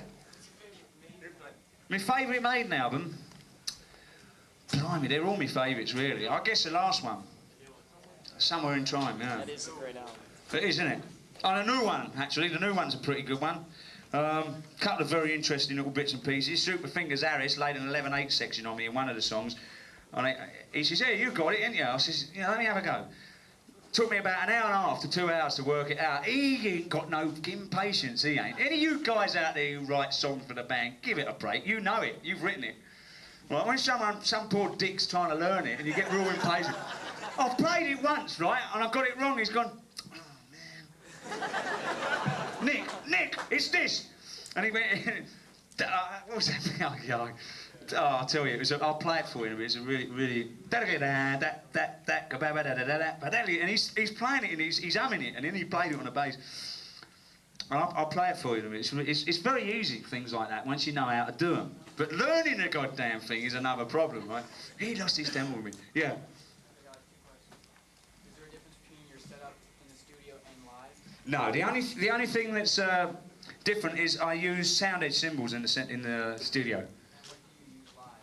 602 extra heavies. So like the whole setup like Exactly what you see up here. Well, these are 3000 series, but I would 2002s normally. But exactly that, but sound edge 14-inch hi-hats, 2002s. You ever experimented or played on a double kick set at all? No. I've sat with a double pedal on a drum kit in a Sona warehouse in the factory, but I dicked around with it and found I quite enjoyed a couple of the sounds. Some of the sort of quadruplets sounded pretty good, and I thought, oh, that's handy. And it was pretty easy to do, really. I was quite surprised, but I don't have the thing is, my left foot, although I play a lot of hi-hat, open hi-hat and kicking the hi-hat and all that stuff, it's just not anywhere near as powerful as my right foot. Yeah, it's still working, you know what I'm saying? And yeah, and I sit, well, you know, look, I mean, I'll stand up and do it. I'll stand up and hit the bass drum. No, I'll sit down and sing, right? And I try and do that with it, and it just don't work. It's not, you say, oh, well, never mind. No, I just can't work. It doesn't have the same power. I mean, that's probably what you have to rehearse to get the power out, I guess. Up the back, sir. Chips on tuning. Well, yeah, I mean, what I do is I take the top heads off, I tune the bottom heads up to what I like to hear, similar to the tone that I want to hear the drum make. Then I put the top head back on and tune the top head up. I tune the bottom head to what I want to hear the drum sound like. So basically, I take it off and tune it almost as though it's a concert tom. Turn it upside down, put the top head on, and then tune the top head up. It seems to work for me sometimes. Anybody else? In the tape, Wasted Years, was that you talking in there when they were playing Sheriff of Huddersfield? No, Bruce did that. Yeah. Oh, let me introduce myself. My name's Rodney. And I'm immensely fierce and strong. I can lift 5 nappies on the end of the shovel. Yeah, that was Bruce. I'd try and take him off, but yeah. He did that ad-libbed. He did that in the studio in one take. It was brilliant. It was just a laugh out of our manager, because he's from Huddersfield, and he moved to LA, and he's an LAite, light.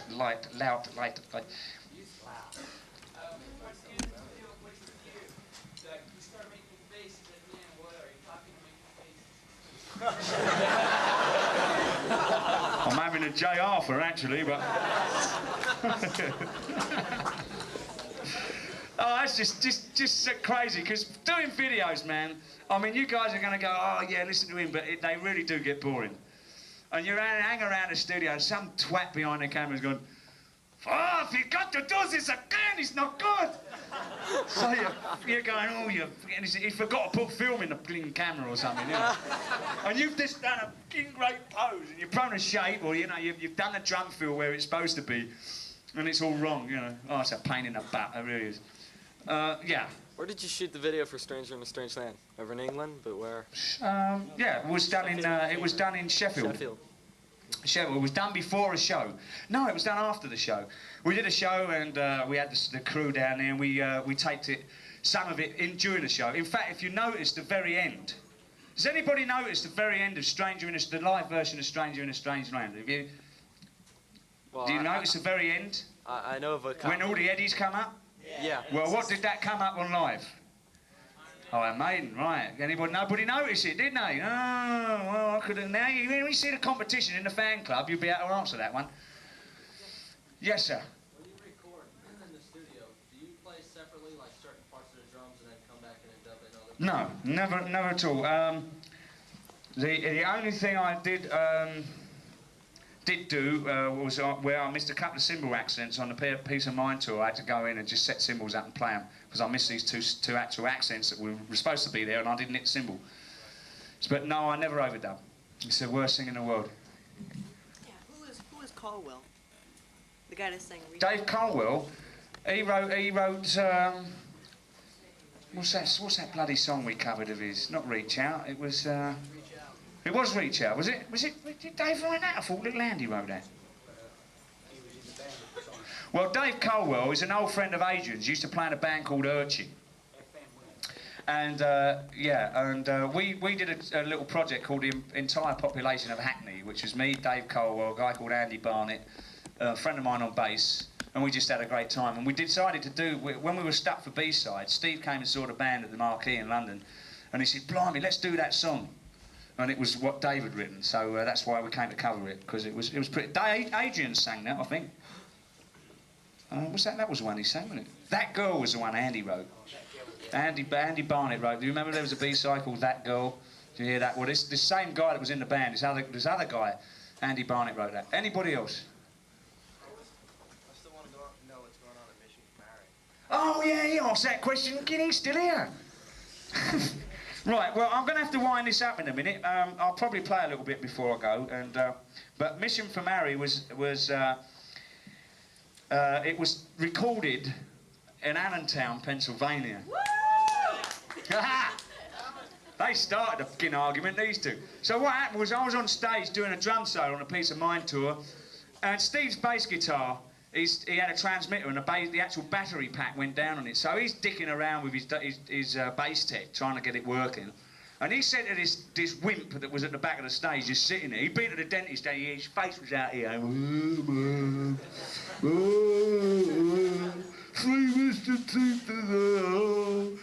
Sitting there feeling like fucking sorry for himself. So what does he do? Harry gives him a message to come up and tell me to extend the drum solo, right? It's because he ain't got his bass working. So I'm giving it fucking everything I got, right? Head down. All of a sudden, I get this jab in the back. What do you want? And my drum riser's 10 foot by 10 foot, and there was about 4 feet behind it. So he's standing there going,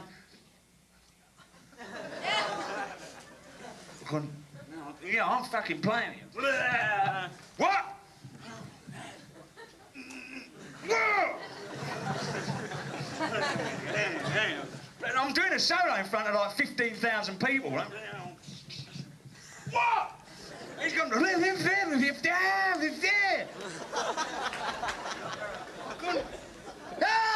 slam the drumsticks down, turned around, I just said, fuck off! got back onto the drum kit and did the solo. Right? So I doubled the fucking solo, basically. So what happened was I did a longer solo. So Harry was happy. He's gone on stage, everything's hunky-dory. I thought, anyway, we get in the dressing room and I've gone, here. Sorry about the solo, lads. I had to do a longer one. I said, some fucking bastard Paul, he come at the back of me, he made me fuck. Harry's gone, I sent him. I said, you what? I sent him, you better apologise. I said, I fucking well ain't. I said, that fucking geezer come up, he made me fuck. I said, what's the idea of sending him coming out to have a word with me? What's the matter with my drum tech? This was before Geezer Gadsey. And this bloke was a dummy anyway. I'll come to you in a minute. So, that's how it started, see? So Bruce comes in. We finished the argument. He's gone, supposing the fucking light truss fell down or something like that. I suppose, and you know, he's coming up to tell you, and you give him a hard time. I go, no, don't you, kin, start. So we've had an argument started again, right? So me and Steve have gone on, and we got back into the argument about this same geezer. And I ain't going to apologise. I said, I ain't getting apologising to. I don't give a fucking toss whether he's had 4 teeth out or 3 teeth. He shouldn't have. He made me fuck. Now, I don't care. That's 25 bucks I owe you now. So anyway, so he's recording it. And Harry's seen the old machine and he's gone, here, so I'm recording this. So we had a fight and we got the tape out and that was it. So when we heard it about a year later, when we were recording Power Slave, we couldn't stop laughing at it. It was hilarious. And it's nice to look back on something like that after a serious argument. It's the only serious argument I've ever had in the band, right, which was way back. And we just laughed. So Steve said, here, let's put it out on a B-side. So Rodney got aware of it. No, you're bloody doing that. No, bloody 32 fucks in it. God knows how many poos and all that. You know, he says, you can't put something out like that. It's swearing all the time. We said, well, it's an argument, isn't it? So we had a word with EMI and we actually got it done behind his back. So that's how that came about. It was such a blag and we thought our fans have got to hear this because they'll have a good laugh. Yes, sir. What kind of microphones do you use in the drums? Okay, nice point. Yeah, I should have mentioned this earlier on. Over the top, 2, I don't know the actual model, they're Neumanns. They're German microphones. I have 2 over the top. Eh? No, they're not Sennheisers. Not the ones over the top, ain't. No, they're all teeny weeny pencil marks. They're Neumanns. I'll bet you anything you like. Right, over the top of the drums, I use SM56s, but they don't make them anymore. And the reason they're a 56 model is they used to clamp onto a stand, the whole thing.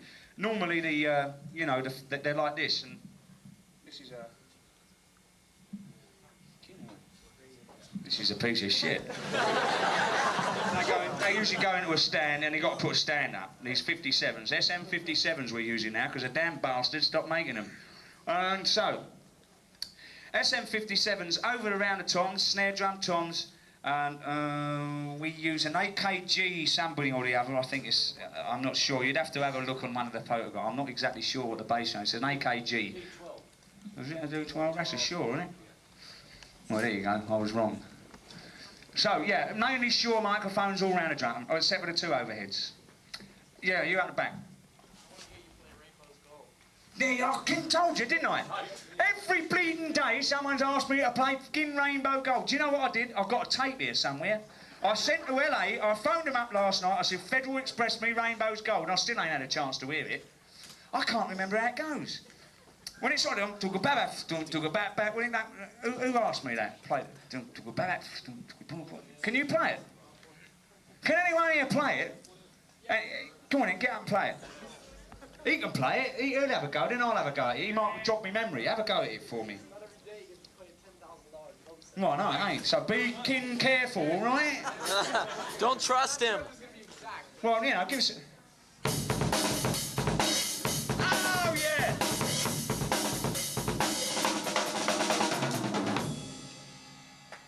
Bloody good, mate. See if I can remember that now.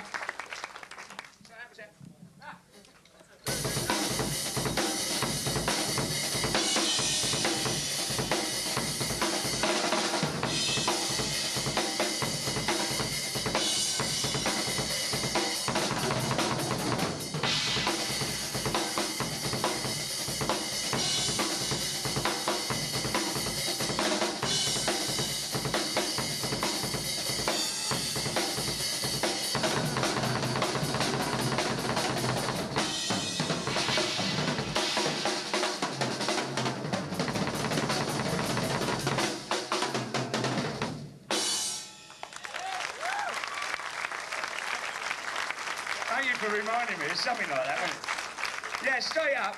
Everybody's asked me to do that. I must. I've got the tape, as I said, so I'll have to learn it again. See, what we did when we recorded that, we just learnt it. It's a friend of ours, a guy called Terry Slessor and Kenny Mountain, wrote it in a band called Beckett. 1971. So we, you know, because we do B-side cover versions. And so we learnt it in a studio, recorded it, and that was it. So I've never played it since, so you must bear with me for not remembering. Why don't you dig up some of those B-sides and pull them out live? Well, good point. I mean, people have asked that before. But the thing is, if we do that, we have to scrap an art, scrap... I mean, what do you prefer to hear? Somebody else's song done by us or one of their own? One of your own. Well, there you go. Thank you. Did you go to music school or college or anything? No. I didn't go to any school, as you probably may gather. Now, look, I think it's about... I think it's about that time. Well, that's not too bad. It's only getting 10 to 9, isn't it? Yeah, so like a few more questions, I guess. I mean, I haven't got to rush off really quickly. Yes, sir. You, sir. Well, you don't particularly in love with that 8-inch. When you go back in, what are you going to look for? Because that sounds fine. Sounds good to you, does it? Yeah, but what are you going to look for? Well, you see, what I like to hear is a bottom end in the snare drum. It's a top end response, so like when you rim shot, you get a nice crack. Obviously a very responsive snare, but I like to hear a bottom resonation, the bottom end of the note. This drum, you can't do it with it. Yeah, see, it's 8 inches deep and it's precious bloody metal. I mean, it's fucking bronze, you know? It sounds good though. What do you think of that sound of that drum? Do you like it? Yeah? Well, so to answer your question, see, I haven't put it up on a PA system and through my monitors. And drums do always tend to sound different when you've put a bit of EQ through it and, you know, you've got the proximities away from you or wherever your speaker cabinet is, and so you can get a different sound. And it probably, actually, see, when you sit with your ear hole right next to the skin, it's a totally different sound anyway. So you can never really tell until you mic your drum up what you're going to hear. You get a rough idea. But that's really what I like. So I've probably got it. Yeah. No, I've gone up here. No, I've had a few from you. Who ain't I had? You up there yet? So you guys tour, who chooses the songs you're going to do and what order, or do you change them as the tour goes on? No, we always, every tour we do, we set off from the production rehearsals, we sit down, and we all choose what we want, and we say, well, what shall we do? And there's a fucking great argument. I want to do that. No, I don't want to do that. Yes, I want to do that. Oh, well, you ain't fucking going to do that. In the end, it's very democratic and diplomatic. So we usually all choose, and we go, all right, we'll try this set list. So we rehearse it, and we might do what you call a few warm-up shows, which is before you actually main tour, your big headline tour. You go out incognito somewhere, don't announce it, get an audience in, check it out. They're like the guinea pigs. And sometimes you can get a flow to your set, and you've got to start off with a right between the eyeballs. You know? A little intro take, bang, straight in. This was Where Eagles Dare, and Aces High, they're on the Power Slave tour. And the last one we started with Somewhere in Time. I mean, that's straight in, then it goes up and then you get a lull. There's always going to be a low point somewhere in the show, so it's just where you time it. So it's really important to time the set right. So then we might change it, but we always stick to the running order because we have the production and the lights and that. And if you start chopping songs around, people panic, especially the people doing the effects. And you don't want to panic them, because they're dummies anyway, half of them, and ain't got a clue. So if you stick something in and you change the set around on them, forget it. So that's how it happens. Yeah, I was curious, because I hosted Somewhere in Time for when down here, and I was wondering, how do they work that Eddie, that's Oh, the old robot Eddie. Well, I used to say to people it was two midgets, you know, on top of one another. But no, that was. We had a tour guide manager called Warren Poppy, and he was 6'3", and he used to stand in it, and it was on stilts about this high, and he'd strap his legs in, and that made him taller, and he'd work him inside with levers that made his arms do all this, and his head would turn. He's great. He's fantastic. Yes. Who said that, eh? Did he ever fall on the show? Yeah, oh yeah, that was hilarious. He was like a bleeding beach whale. People had to go on and help him up. Yeah, he fell over. I saw him go one time, and he sort of like went. And one of the legs went up in the air and the arms went out. It was so funny. And he can't get up and his head's going like this. It looks so real, this geezer. Warren is the only man ever alive today that could do Eddie. Really, I think. There's nobody else who could portray him. Yes, you up there. So have I, as it happens. Hey? What is Eddie's last name? Eddie Maiden. Begins with an H. Oh, I see. Oh, well, yeah. When he... I see. His name's Ed the Ed. He came out... Originally, it was just a skull at the shows when the band first started. And Dave Light said, what shall we have for Ed the Ed tonight? So it kind of caught on. And I'll tell you, the funniest thing we ever saw at one of our gigs in Europe, I think it was Europe, was this banner, and it said, give me Ed till I'm dead. Oh, Bruce, you can imagine what he done when he saw that. He was like, oh, he stood over and he got his hand down his pants. Oh my God. Yeah, you had something else you wanted to ask. What was the band that you played in before our meeting? Trust. It was a band called Trust. You know them? Did we know him? Yeah, well, Trust did a support tour with Iron Maiden in England in 1982. And 81, 82 on their Number of the Beast tour. And, yes, sir. Did you know Anthrax is planning on doing a cover version of one of your songs? Yeah, Sanctuary. We went to see him down in, they might be doing something else, but we went to see him, Steve and I, in Munich. A few months before, we were over there making the album in October and November. We went to see him. And they said, you're going to get up and have a jam? And we went, freaking hell, you got to be joking, didn't you? They said, we're going to do Sanctuary. We went, oh, okay, maybe. Well, there was this place was jammed, man. People getting in the stage, falling in the fucking audience. I thought, yeah, wouldn't it be funny if everyone in the audience just moved away, you know? That King geezer wouldn't have he'd have an headache. He'd remember that gig for the rest of his life, wouldn't he? So we went to see him, right? We were at the back of the gig, and Harry said, I said, shall we go? Because getting Harry Harris up on the stage, if it ain't his own band, it's like getting water out of a stone. It's near on impossible. So here he is. I said, come on, let's go. He says, well, how are we going to get through? And he had a point. How do we get a stage? There was thousands of people in his room. So we stood up in this balcony and watched them play. He went...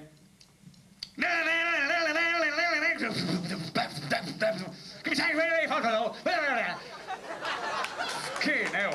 Harry turned around to me, he says, and he had this dead straight face, and he pulled me in, he went, Nick, I went, what? He says, I'm never going to accuse you of playing Sanctuary fast again. So I've got carte blanche now, I never get a bollocking for playing it fast. You, sir? On the Wasted Years cut on Somewhere in Time, there's a lot of detail and a lot of excellent phrasing. Is there anything that inspired that? Because it's a little different than some of the other cuts on the album. Not that I could say really that inspired it. I mean, Bruce really got that together with Adrian, and no, I can't say there was any inspiration. I mean, you have to. I don't really know how to answer that. I mean, it's down to Bruce to answer it if there was. Not that I know of. It was just crazy wasted years, you know, a band on it. As you know, we've got a video out called 12 Wasted Years, which is about pretty appropriate. Yeah, the actual. Are you talking about the music side of it or the lyrics or? The drumming. Well, thank you very much. No, nothing really. I mean, the band give me inspiration when they say, "Yeah, here's a song," and I'm going, "Well, yeah, great." So, thank you very much for that. Yeah, you sir. Yeah, how long does it take to make one of the Eddies that you use? Oh, blimey! And it takes them about 6, 7 months to get one of them together. See, they have. What we do is when we get the artwork, we immediately tell people the show format, and they'll go out and build it. Yeah. Yeah. When you were talking about the cymbals being 90 degrees, does that affect take out on the hi-hat also? Well, not really, you see, because what's happening on the hi-hat is it's lower. The cymbal is. Did you hear what he said? Right. Now, you see, you're sitting there, and your cymbals are lower, so the stick's going to come over the top, more or less, and it's going to be at an angle on them anyway. See, if you played like this. You know, something like that, then you're hitting it like that. But because they're that low, I mean, and then maybe your hi-hat's going to be up here. I've seen people play with an hi-hat up there, fucking stupid. And then they look at me and go, what have you got your cymbals fucking right up there for? You need oxygen to get at him. You know. Is it something I said or what?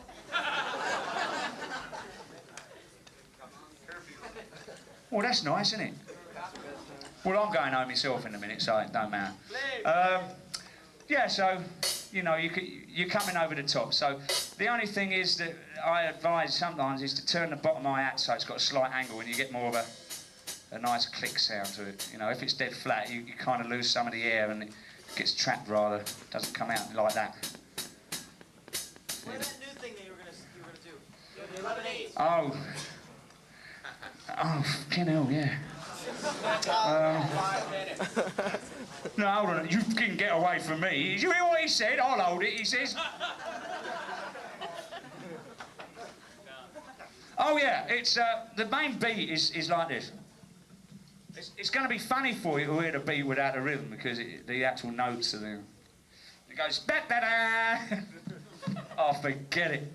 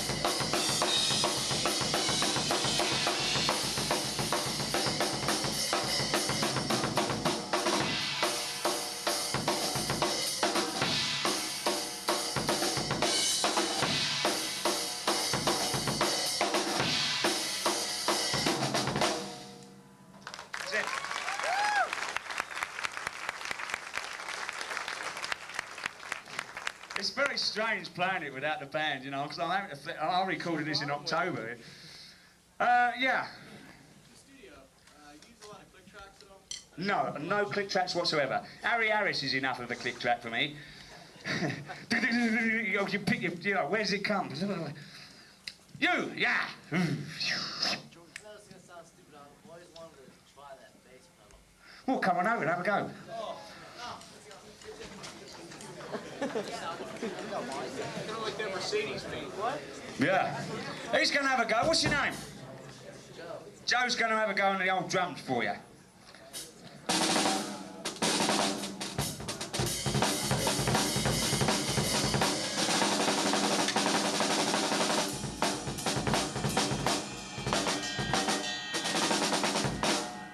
Yeah, not bad, Joe. Yeah, that's not bad for the old getting up there, having a go. Cheers, Joe. Do you like it? Do you like that old pedal down there? Not bad, was it?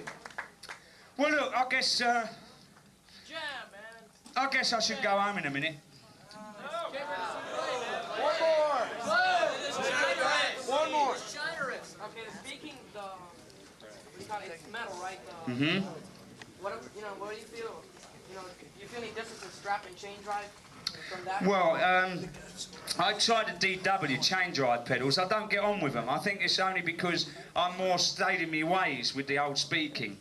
So it's like, you know, you get used to something, you like it, so why change it? That's what I say. Yes, sir. When all the different guys you played with, do they note things? I mean, when they write songs, or is it taped? Most of the stuff taped, and you listen to it. And What do you mean, the actual getting a song together? What we usually, yeah, going through most of the other people. I mean, even they're all pretty much the same. What I like to do is I sit down with them. Pardon, excuse me. Before we play, I'll sit down and they'll play the song, and you go through it acoustically, sort of thing. You know, or they play quiet, and you just sit there and play on the floor and get a rough idea. Decide on the feel is going to be, play a bit, and then they say, yeah, that's fine. Get the arrangement in your head. Run a tape, yeah. It's always great to run a cassette machine. It don't matter about the quality of the sound. You know, and so you've got a reference, because there's 9 times out of 10 you rehearse a song twice or 3 times and somebody goes, "You're doing it wrong." And you go, no, you're fucking doing it wrong. No, you're fucking doing it wrong. No, I fucking well ain't. And you can have a full-blown argument. How many of you had that? Eh? Yeah, right. So, well, you go, "Why, come over here a minute. Cop a listen." Then you find out you're wrong, you know. Oh, okay, I'm sorry. No, but it's really wise to actually have a tape. So that's basically how all bands I've worked with, we rehearse. Unless somebody's got it all demoed out, then you just learn it like you'd learn it off of an album or something. Yes, sir? Yeah, you said you were going to show us something you learned from Billy. Oh, yeah! Yeah, I'll tell you what, there's this little pattern. I see him do this drum clinic a few years ago. He did it with 2 blokes. I can't remember. There was one jazz drummer who was phenomenal, this guy, really young kid. And this other tosser who was from a punk band. He shouldn't have bothered getting out of bed that morning, that's all I can say. He was terrible. And there was 3 of them, and Billy's up there, and he goes, "Right, I'm going to show you this here pattern on brushes," and that was a brush technique. And what he did was he did a 3 beat on the left hand and a 4 on the right, around the toms and the snare. And you add this pattern that comes back on the snare. It's something like this. It goes, hang on, it goes, ba-da, ba-da, something like that, but it comes back into this pattern. I mean, you boys who know notes will probably understand it more than I do. So I developed this, I was using it by sticks, and at the studio I got on the kit and I just thrashed about one day, but I had my toms up here, and the problem is that I used the snare, the 13-12 on the left hand, but I'm lacking a few drums on this side, the old boys ain't here. So I've got to move it round, and it's a bit difficult, so you'll have to bear with me. It's the sort of thing you want to try and get to go fast. Right, but I'm going to keep it really respectively slow because I can't play it fast. And then what you do with the 4, you change the 4 to a 5. So it goes 3, 4, 3 on the left, 4 on the right. Keeping the 3 on the left, you put 5 on the right. Well, when I did it on my kit, I went 3 left, 4 right, 5 right, 6 right, and moved it around the drum kit. It sounded phenomenal. So if I do a solo this year, I'll feature it and you'll hear what I mean. But I'll show you the basic form. Do you want to hear it? Yeah! Right. Okay. It's a good one to practice, everybody. It's a killer, sorry. It's one of them, it's not a tongue twister, it's up here, it's just... You'll see what I mean. I know I'm going to cock it up. Right. Okay, here's the 3 first of all.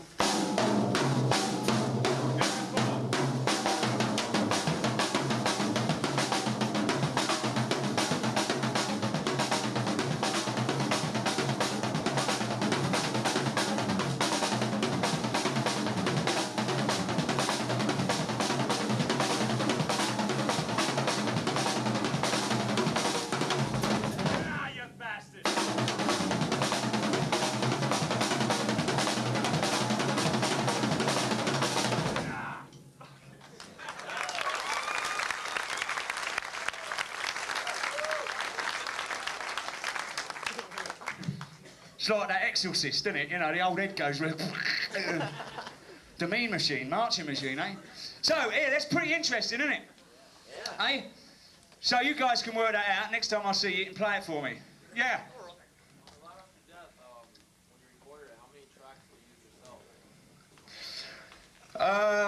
Live, I think they did the same as they do in the studio. We had 11 drums, 12, 13 microphones around the drum kit, 2 overheads, 13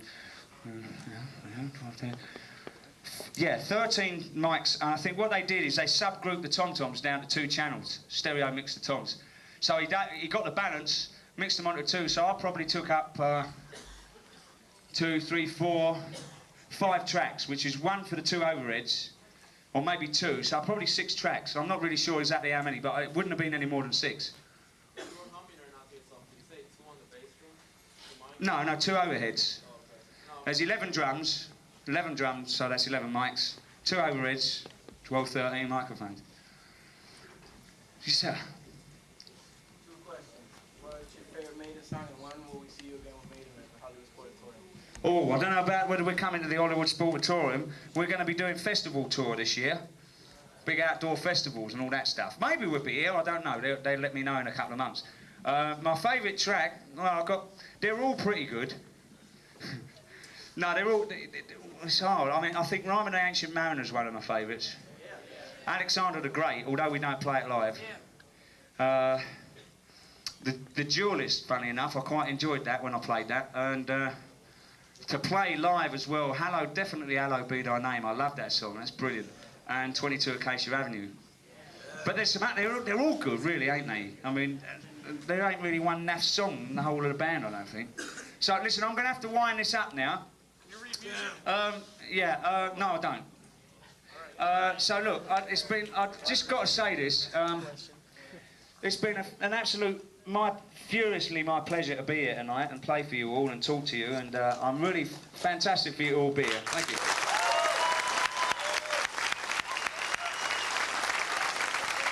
So, I just want to say one thing. I'm going to go and have a shave and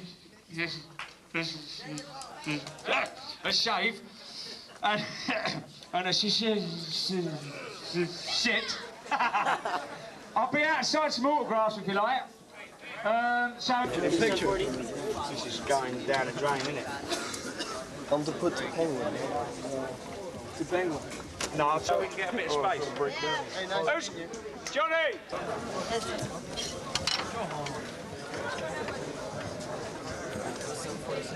There you go. All right. They're all quick to sign on them sticks. Did you take a picture with